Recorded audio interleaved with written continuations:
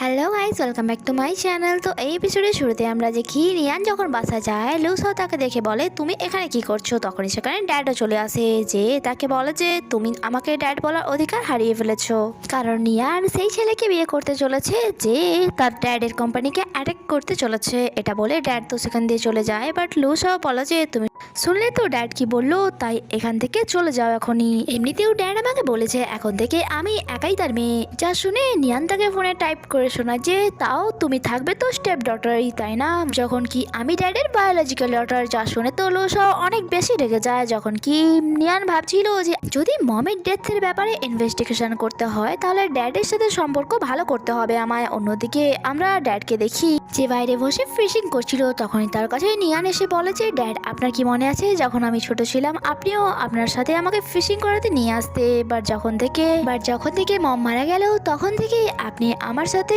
স্কুলে দেখা করাও বন্ধ করে দিলেন। আমি আপনাকে অনেক বেশি মিস করেছি, বাট আমি জানি আপনি আমাকে দেখতে চান না, তাই আমি এখান থেকে চলে যাচ্ছি। যা শুনে ড্যাড বলে ওয়েট, কিছুক্ষণ থেকে যাও, আমাদের সাথে ডিনার করে যেও। অ্যাকচুয়ালি নিয়ান তো তার ড্যাডকে ইমোশনালি ব্ল্যাকমেল করতে চাচ্ছিল, আর যাতে সে সফলও হয়ে যায়। আর এইসব সিন বাসার ভেতরে দাঁড়িয়ে লুসাও দেখছিল, যার একদমই ভালো লাগে না। অ্যান্ড মম যখন তার কাছে আসে এই সব কিছু তাকেও দেখায়, আর সেই সব কিছু সহ্য করতে পারে না। নেক্সট সিন আমাদেরকে ডিনারে দেখানো হয়, যেখানে ড্যাড নিয়ানকে খুব ভালো করে ট্রিট করছিল। নিয়ান বলে ড্যাড, আমি আপনাকে কখনোই বুঝতে পারিনি, আমি জানি মম আপনার সাথে চিট করেছিল, বাট সে আমার মম হয়, তাই আমি তাকে কি করে ভুলে যেতে পারি।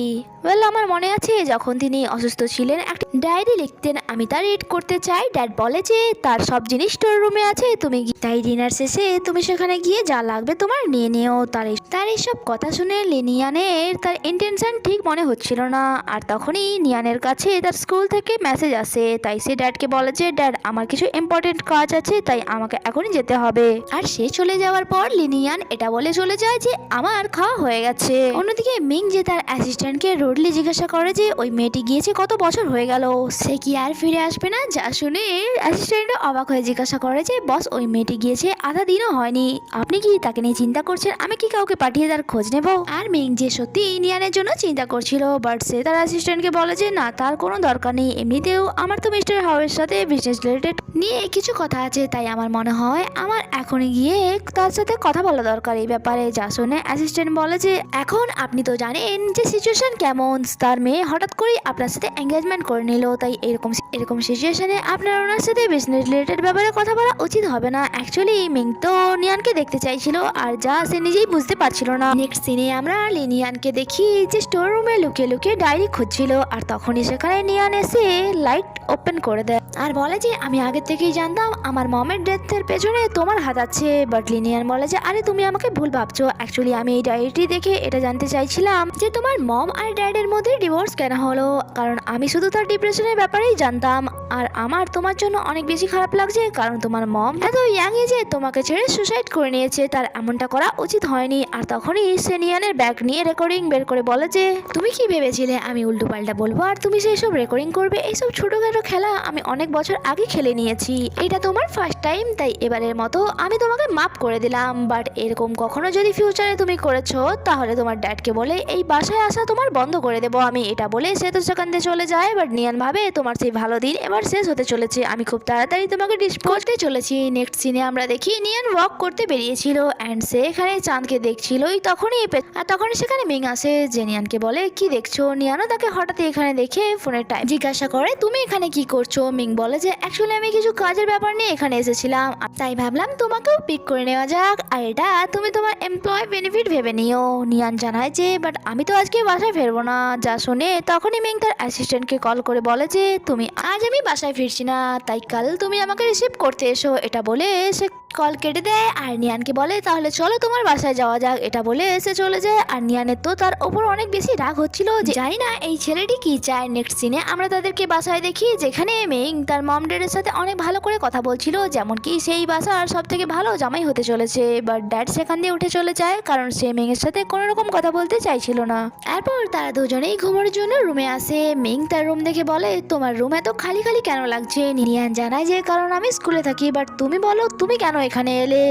মিং বলে যে আসলে আমি দেখতে চাইছিলাম যে তুমি বেঁচে আছো না মারা গেছো। যা শুনে নিয়ান বলে যে ওকে এবার তো দেখা হয়ে গিয়েছে, তাই যাও আর অন্য রুমে গিয়ে শুয়ে পড়ো। বাট মিং তো ফরেন বেডে শুয়ে পড়ে এটা বলে যে আমি তো আজ এখানেই ঘুমাবো। ইভেন তো যখন নিয়ান সেখান দিয়ে চলে যাচ্ছিল তাকে এটা বলে আটকে দেয় যে তুমি কি ভুলে গিয়েছো কন্ট্রাক্ট পেপারে কি লেখা ছিল যে যেটা আমি বলবো সেটাই হয়। নিয়ান বলে তার মানে এটাও তো নয় যে তোমার সাথে আমাকে একই বেডে ঘুমোতে হবে। মিং বলে যে একই বেডে না ঘুমোলে তুমি এখানে নিচে ঘুমিয়ে যাও। যা শুনে তো নিয়ানের মনে মনে অনেক বেশি রাগ হচ্ছিল, বাট সে ভাবে এত যখন সহ্য করেছি আর একটু সহ্য করেই নেওয়া যেতে পারে। এরপর মিং তো অনেক বেশি খুশি ছিল অ্যান্ড সে চেঞ্জ করে ফরেন বেডে শুয়ে পড়ে। যখন কি বেচারা নিয়ানকে তো নিচেই বিছানা করতে হচ্ছিল, বাট তাও মিং তাকে শান্তি দিচ্ছিল না আর তাকে বলছিল যে তাড়াতাড়ি করে আমাকে কোনো ভালো জোক শোনাও। যা শুনে নিয়ানের অনেক বেশি রাগ হয় যে আমি কথা বলতে পারি না তা সে জানে, তারপরেও সে আমাকে জোক শোনাতে বলছে। তাই সে ঘুমানোর অ্যাক্টিং করে মিংও তাকে ঘুমোতে দেখে কিছুক্ষণ চুপ থাকে। বাট হঠাৎই নিয়ান উঠে বসে আর হঠাৎই তাকে এভাবে বসে থাকতে দেখে মিংও ভয় পেয়ে যায় যে তুমি তো ঘুমোচ্ছিলে, হঠাৎই তোমার কি হলো? নিয়ান বলে যে তুমি তো বললে যে জোক শুনবে আর এমনিতেও আমি আমার আর পয়েন্টস মাইনাস করতে চাই না। তারপর সে তাকে এক হরর স্টোরি শোনাচ্ছিল কারণ সে বুঝতে পেরে গিয়েছিল যে মিং খুব সহজেই ভয় পেয়ে যায় আর এমনটাই হয়। কিছুক্ষণ স্টোরি শোনার পর মিং বলে যে ব্যাস অনেক হয়েছে, তুমি স্টোরি শোনাতে অনেক বেশি স্লো, তাই তুমি ঘুমিয়ে পড়ো। আর নিয়ানও মজার সাথে ঘুমিয়ে পড়ে অ্যান্ড সে শুয়ে শুয়ে লুসাওয়ের বলা কথা অ্যান্ড লিনিয়ানের করা ব্যবহারের কথাই ভাবছিল যে লুসাও ড্যাডিরই বায়োলজিক্যাল ডটার নয় তো, কারণ মমের ডেথের পর হঠাৎই লিনিয়ান তার মেয়েকে নিয়ে চলে এসেছিল আর সেই সব ভাবছিলই তখনই মিং আস্তে আস্তে করে তার পাশে এসে শুয়ে পড়েছিল, যা সে জানতোই না। আর হঠাৎই নিয়ান তাকে তার পাশে দেখে জিজ্ঞাসা করে যে তুমি এখানে কি করছো? মিং বলে যে তুমি তো আমাকে পেতনি স্টোরি শুনিয়ে ভয় দেখিয়ে দিয়েছো। যা শুনে তো নিয়ানে তারপর অনেক বেশি হাসি পাচ্ছিল অ্যান্ড সে তাকে আবার হরর স্টোরি শুনিয়ে ভয় দেখাচ্ছিল।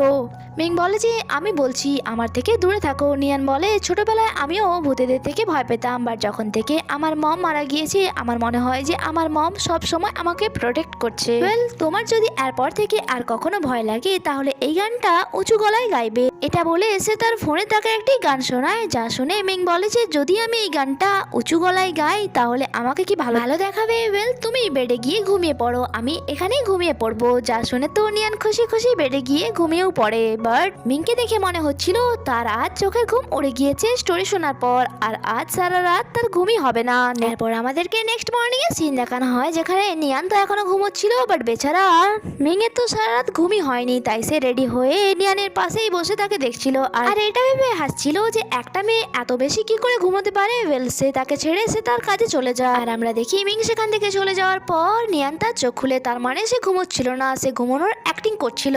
নেক্সট সিনে আমরা মিংকে দেখি যে মিস্টার হাউকে বোঝাচ্ছিল যে এমনিতেই আমাদের কোম্পানি খুব তাড়াতাড়ি আপনার কোম্পানিকে ওভারটেক করতে চলেছে, তাই আপনার জন্য এটাই ভালো হবে যে এখনই সব শেয়ার আপনি আমাকে ট্রান্সফার করে দিন, কারণ পরে হয়তো ওই সব শেয়ারসের দাম এত বেশি দিতে পারবো না আপনাকে। ড্যাড তো মিং এর পুরো কথা না শুনেই সেখান দিয়ে উঠে চলে যাচ্ছিল, তখনই সেখানে নিয়ান চলে আসে, যাকে দেখে ড্যাড বলে যে আমি বুঝে গেছি তুমি তার সাহায্য করতে চাইছিলে, সেই জন্যই তো হঠাৎই তুমি আমার সাথে এত ভালো বিহেভ করা শুরু করেছিলে। এটা বলে ড্যাড তো সেখান দিয়ে চলে যায়, বাট নিয়ান কিছু বুঝতে পারছিল না, তাই সে এই ব্যাপারে মিংকে গিয়ে জিজ্ঞাসা করে। মিং জানায় যে আমি তো শুধু শেয়ার ট্রান্সফারের কন্ট্রাক্ট সাইন করাচ্ছিলাম। যা শুনে নিয়ান ভাবে যে যদি এভাবেই চলতে থাকে তাহলে ড্যাডের আর আমার সম্পর্ক কখনোই ভালো হবে না। অ্যান্ড এখানেই এই এপিসোডটি শেষ হয়। আগে কি হয় তা জানতে স্টে কানেক্টেড। আর ভিডিও ভালো লেগে থাকলে লাইক কমেন্ট করতে ভুলবেন না অ্যান্ড চ্যানেলটিকে সাবস্ক্রাইব অবশ্যই করে দেবেন। দেখা হচ্ছে পরের এপিসোডে। Bye bye.